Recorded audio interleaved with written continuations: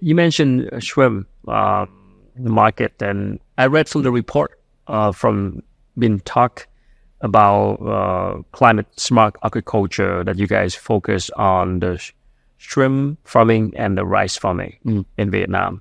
Specifically, what kind of problem that you are tackling right now in those two areas, the shrimp farming and the rice farming? Yeah, that's a good question. So Climate Smart Agriculture Partner, Australia-Vietnam Climate Smart Agriculture Partnership, we've put an initial focus on rice and shrimp.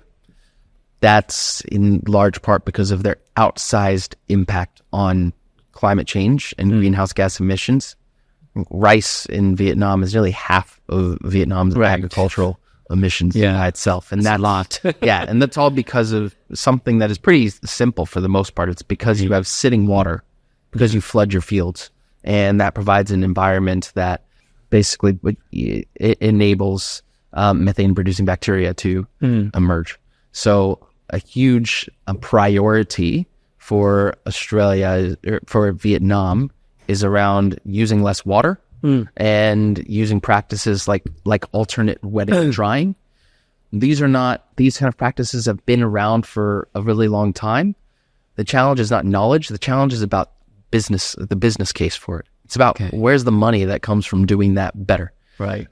So we're working with technologies that are helping to connect folks to the market for greener products and to access financing and inputs more cheaply so that those can be cost competitive with traditional means of production. That's in rice. In shrimp, there's a couple of really specific places that we're focusing. So one is around, as we talked about, this disease monitoring and detection. With more erratic weather and climate challenges, we're seeing an increased prevalence and veracity of disease in shrimp systems. But the other one that we talk about a lot is actually water quality.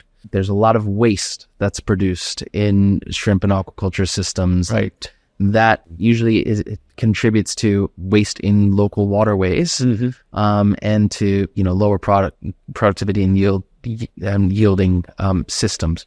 So we are working with technologies that are actually helping to bring novel ways to treat that wastewater and to transform that into productivity enhancing solutions. So for now, you already have organized the people from Vietnam who are willing to receive support from the innovators from Australia in terms of tackling those issues for shrimp and rice? Yeah, we have, so like I said, for our partnership, we're kind of just, we know that building commercial connections is a long-term process. It's about actually building trust. It's about building shared knowledge. Right. And that's why we've invested in this in-market missions.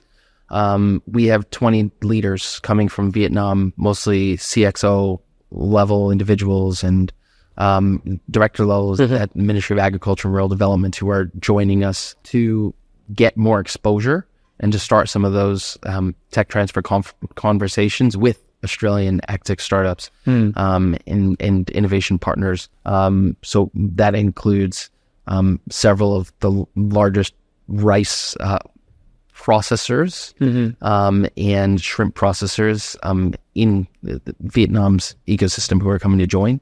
So we're really excited about the interest in this program already to date, and are looking forward to seeing what comes. Right.